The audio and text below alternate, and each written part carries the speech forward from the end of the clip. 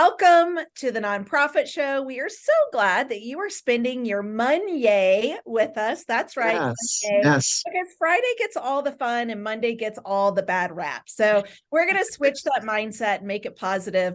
So glad to have you here for another episode of the Nonprofit Show. Today, Julia and I are thrilled to have our guest in the hot seat, Laura Bulluck, and she joins us as CEO and founder of Hope's Crossing.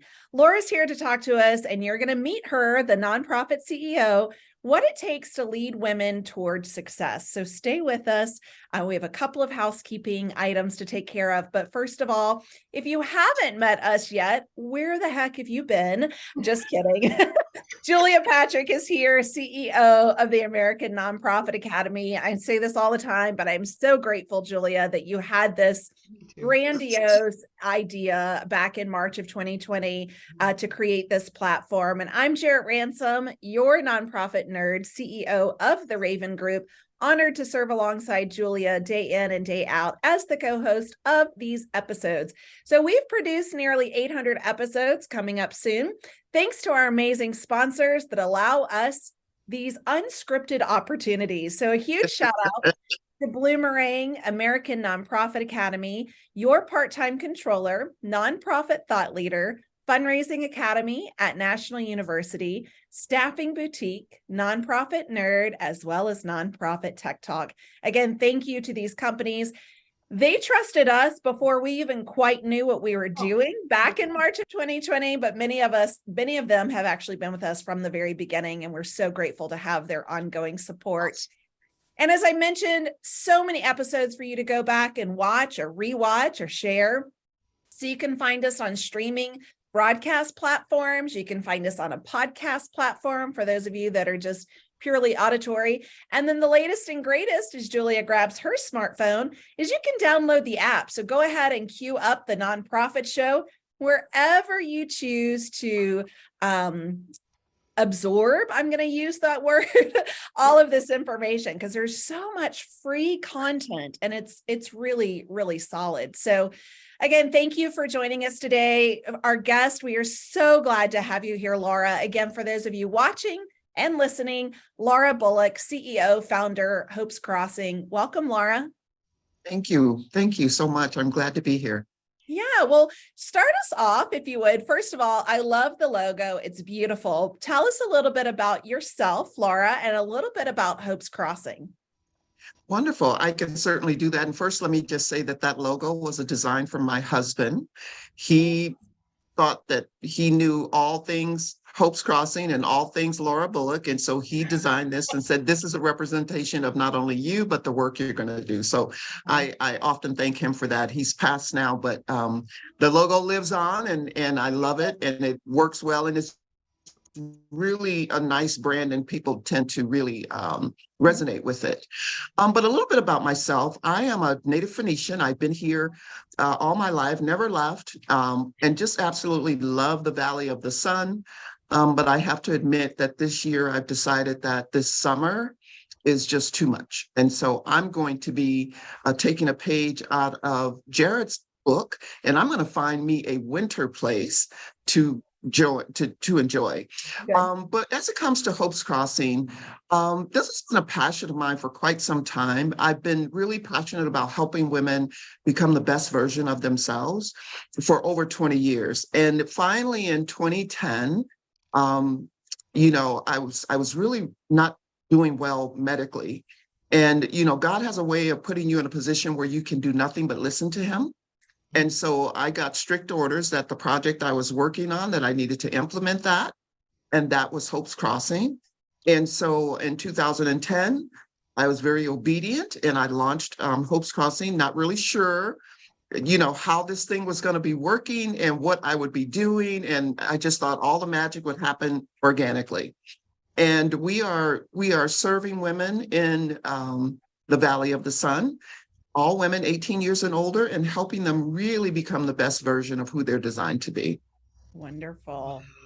It's an interesting thing to think about how we focus on one gender, Yes. how we focus on maybe an age group or an ethnicity or environment.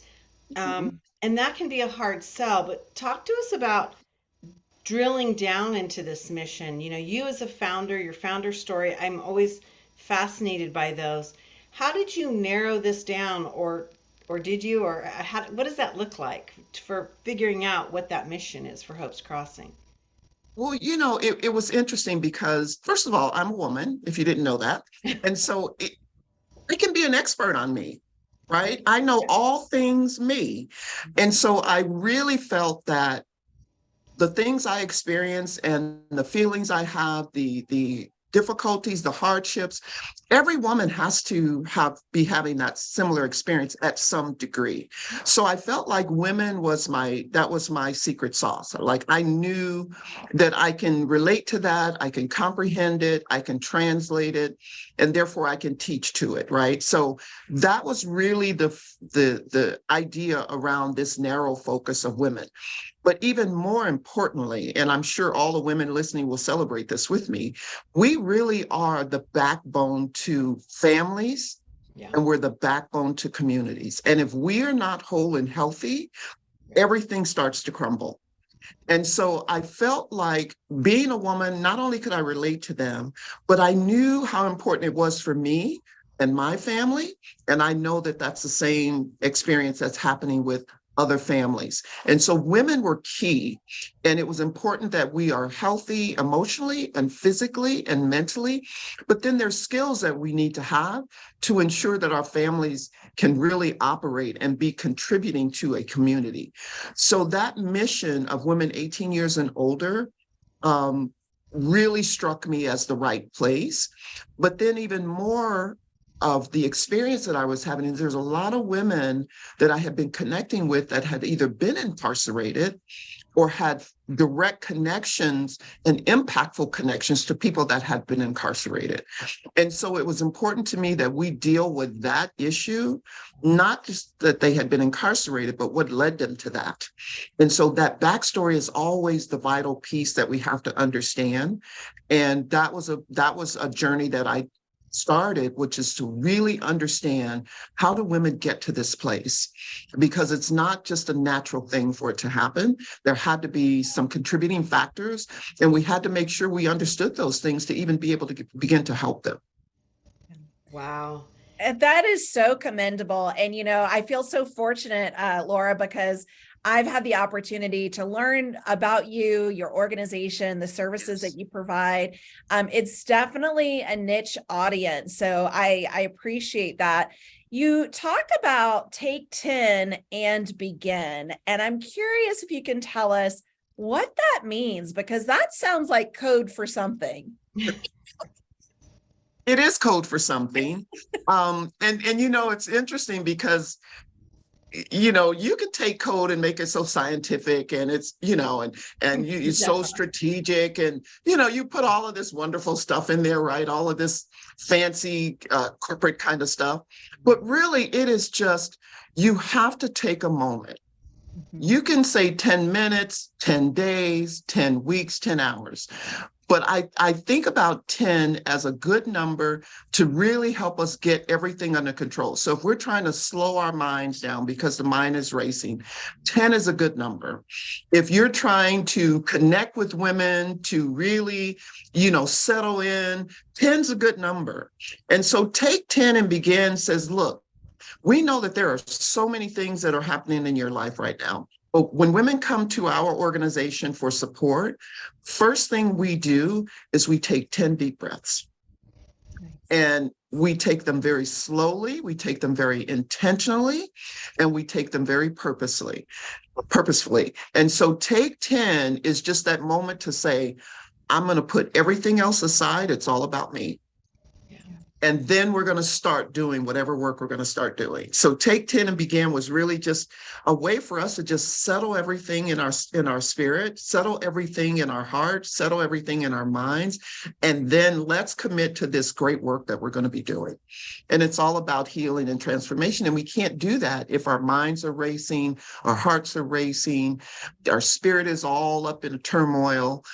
It's really important to do that. So take 10 and begin really started around, how do we settle ourselves to get things going? I love that. And Julia, I'm going to put you on the spot because Yeah. you taught me about the 10-10-10. And I I feel know. like what Laura just shared, like it complements itself so well. Would you be willing to share that? It does. I mean, so that's why I'm just like, oh my God, you're like my soulmate, Laura, Right. because I've been, Love it. and this is not my invention. This came by the way of Susie Welsh, who was an author, ultimately married Jack Welch, the very important CEO in American business. And she wrote a book called The 10-10-10 Rule. And it's when you're Mm, looking at an issue, a problem, a challenge, look at it in terms of the next. And you can do 10 minutes, 10 weeks, 10 months. You can do 10 weeks, 10 months, 10 years, whatever. yes, If yes. you look at this trajectory, you might have different answers. And Hmm. so what you're going to do and focus on in the next 10 weeks might be different in the next Yes, 10 years, right? Or 10 months. yes, yes, So I love that you have this because yes. especially in the nonprofit world, Jared, we talk about this a lot. There's so much duress. Duress meaning it's an immediate problem. I mean, we're in Right the now. Yeah. fire right now. And so Yes, how do we yes. pull back and say, okay, lengthen that view? Fascinating. Really interesting. I mean, wow. And can I just add to that, Julia? You're right. Everything is in such duress, and that's what these women are experiencing when they show up with us. Everything has to happen right now, right now, right now. They have to get a job immediately. They have to, get into counseling immediately. They have to get their kids back immediately, and nothing is going to happen that fast. And so for us, Take 10 and Begin is really helping these ladies understand it's not going to happen right now. And sometimes you have to prioritize yourself first in order to be effective at what you're trying to accomplish.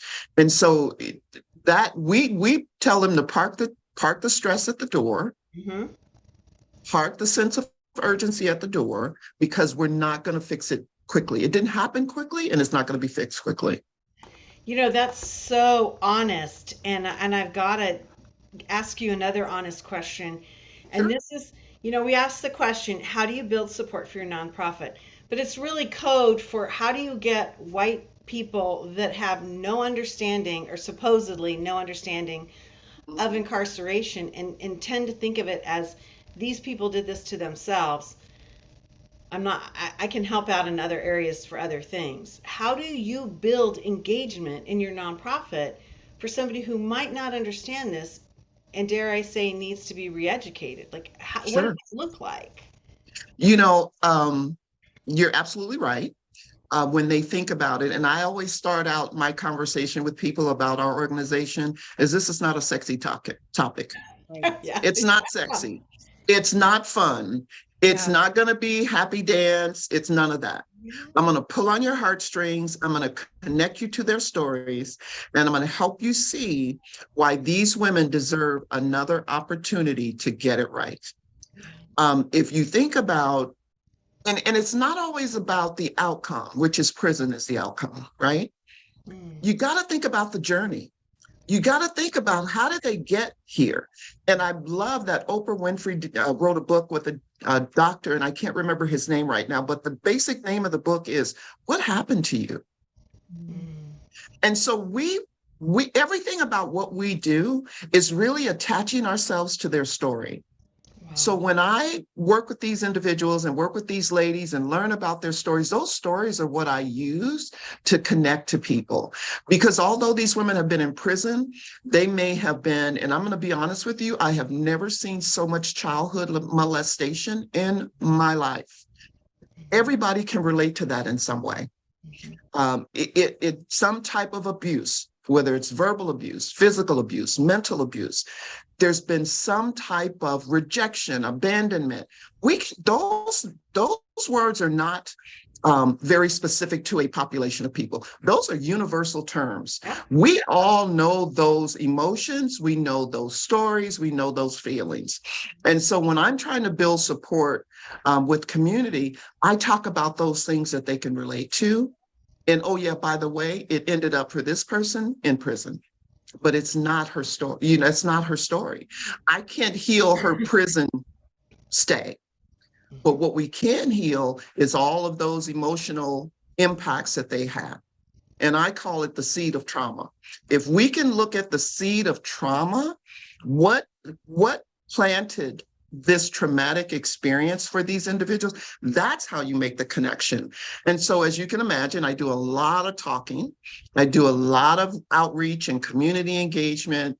I'm doing a lot of panel conversations, these types of podcast shows and things like that, to try to help people understand that prison is just the outcome. It's not really the problem. The problem is that seed of trauma, and we have to deal with the trauma. Yeah. And I feel like the incarceration is what has the stigma, right? And what I heard you say, Laura, is, and I believe we all at some point in our life have a traumatic episode. Some of us have many more, right? Yes. And so really looking at our trauma score and how that shows up and impacts really everything that we do. So working around maybe the stigma of the trauma course, if you will, taking, that individual into incarceration. Yes. How do you garner support from the community? I mean, is it by telling these stories? It is by telling these stories. And I think, and you said something really important, we've all had trauma experiences. And it's not just that some have had more than others, it's that how did that trauma experience impact me? Right. Right. So if I had 5 trauma stories and you had 10, but those 5 were so impactful that I just could not withstand it, then it doesn't matter what our number is, it's the impact. And that's why I call it a seed, because the seed can germinate into other things. But if you can't understand that seed, right, we all have a seed. All of us have a seed. We were born with something planted inside of us. And it's just, how do we nurture that and allow that to manifest itself for us to become the people we're designed to be? And sometimes the seed is a healthy seed and sometimes it's not. And so it just depends. And we have to tell the stories of the women. And the other way I garner support is to show the success. Right? So we have these graduation ceremonies of women that have completed certain aspects of programming, and we celebrate their success and we let them tell their story. And oh my God, is it so impactful at that point? Yeah. I can imagine that's extremely powerful. Oh, yes. Oh, yes. So what about your donors, right? Like, what are the donors searching for with their donations? I like to say, what's in it for me, the with them, what's in it, for them kind of thing. So we talk about often here on the Nonprofit Show, 1.8 million nonprofits registered in the US, right? Yes. So what are your donors searching for when they are donating to Hope's Crossing? I think they're looking for those healing stories. I think they're looking for, well, they certainly want to make sure their dollars are being utilized in the most effective way. And it's, and it's connecting to programs and all of that. But I think behind all of that, they want to see those success stories. They want to hear about my dollars. Yeah, it went to program and you were able to serve people, but what did those people do? How did my dollars impact who they have become? And I think, and that's why telling those stories are so important. That this is where they started and this is where they are now. That journey, that healing journey is what I call it. They have to see the outcome of those dollars. It's great that we can, build housing for people and we can put people in housing. But if we don't give people the skills necessary to be successful in having independent living, then what's the point, right? So I'm sharing the outcome that the person has accomplished. This is the success you're going to see. So we're doing lots of little videos of the ladies in class and then graduation. So the journey is what we're really telling the story about and showing the outcome of their dollars and how, and sometimes that outcome doesn't show up right away. That's the other hard part, is it might be a year before you see the outcome. And so know that you're planting a seed. Again, it's that seed. You're planting a seed, you're investing in this person long term, and there you're going to see the outcome. We just have to keep telling the story and showing the journey at each leg of that person's growth. You know, I have a follow-up question to that. Like, how Sure. invested are you in educating your donors or potential donors into a world that they might not know about?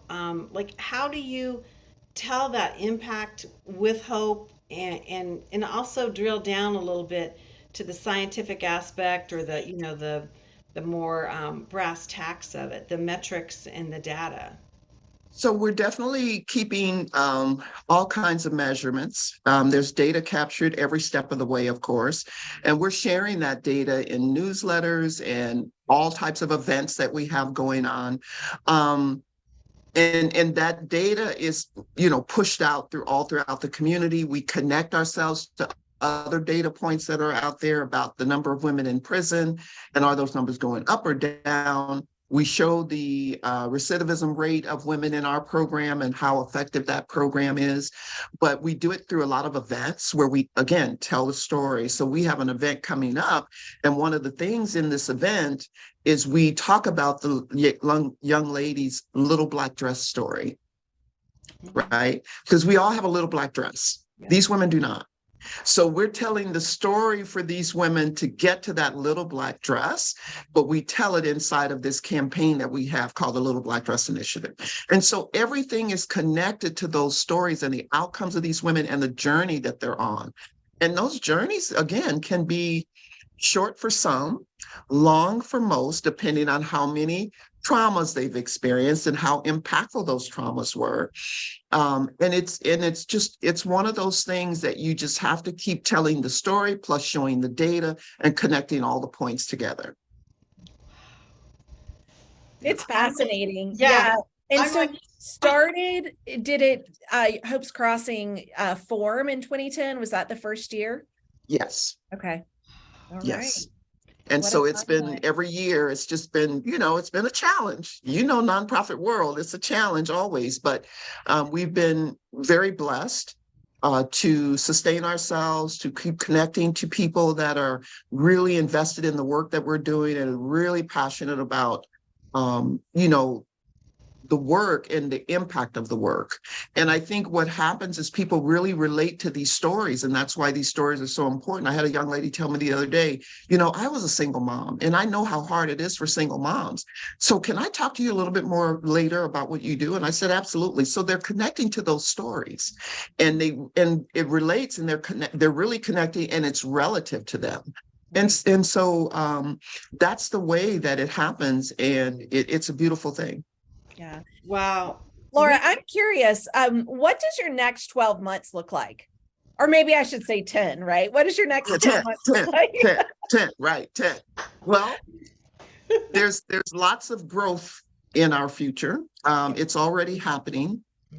Because of all of the other contributing factors in the community, of course, with housing and homelessness, and women that are, you know, coming out of this COVID experience, and all of the support they were getting through COVID that they're not going to be getting. So there's a lot of growth in our program and the women that we serve. And I think we're also looking at now expanding our programming, because we're seeing a greater need that's not really being met right now. And you know, we're redesigning or working with a partner and designing some very specific financial literacy types of programming, because it's not our traditional financial literacy for these young ladies. It's more than that. It's basic budgeting, basic money, basic, expenses, money in, money out. It's the very basic parts of financial literacy. And so we're working with this partner to redesign something that they already have that is going to be very specific to what the needs of our ladies are. So things like that, where we're expanding programming, we're expanding the number of women we're seeing. We love the space we're in. We're probably looking at building that out a little bit more so it's more specific and able to handle more volume, and just really continue to serve. Yeah. Wow. Fantastic. Yeah, Yeah, I yeah, think this has been amazing. I've loved sharing this time with you, and I've learned so much, and especially about your approach in dealing with yes, a super tough topic. That yes, yes, it's not all, as they say, rainbows and unicorns. I mean, it's a tough thing, and yet yes, you yes. move forward and communicate that. And again, Mhm. with that name of Hope, it's brilliant. Laura Bulluck, CEO and founder of Hope's Crossing. Check out hopescrossing.org and learn more about their work and the work that Laura does as well, because she has a very robust coaching and consulting arm of her own personal business as well. And you can learn more about what she does as well. Really, Jarrett, don't you think this has been a great conversation to start the week? Yeah, especially as we celebrated Mother's Day this weekend, Yeah. right? Like adding on to that, having the conversation of hope, right, for all women, Yes, and I yes, think is really yes. important. Yeah, it's been great. Really, really an interesting dialogue, and we're going to be watching you and hoping that you have continued success and really Yeah, learning more from you. Again, thank you. everybody, I'm Julia Patrick. I've been joined today by the nonprofit nerd herself, Jared R. Ransom, CEO of the Raven Group. Again, we would not be here having these amazing conversations. Which, by the way, I like to point this out every once in a while, Jarrett. You and I know this, but our sponsors, who most of them have been with us from the get-go, they do not exert any editorial control over us. So we have the ability, and that we're very prideful of that this content that we deliver is of our own doing. So for good or for bad, but they don't exert pressure on us to only talk about a certain thing or with a certain group of That's people. awesome. Yeah, it really is. That's That's awesome. not always the case with sponsorship. Yes. So, Hmm, hmm. anyway, our amazing sponsors include Bloomerang, American Nonprofit Academy, Your Part-Time Controller, Nonprofit Thought Leader, Fundraising Academy at National University, Staffing Boutique, Nonprofit Nerd, and Nonprofit Tech Talk. These are the folks that join us day in and day out with just this really amazing broadcast like we've had today with Laura Bullock. Amazing, and I'm excited to start the week. Laura, thank you for You're very welcome. resetting me. Yes, thank And you. yeah, it's You're been very welcome. Where were you yesterday, Laura? I don't know. I'm a day late and a dollar short on this particular thing.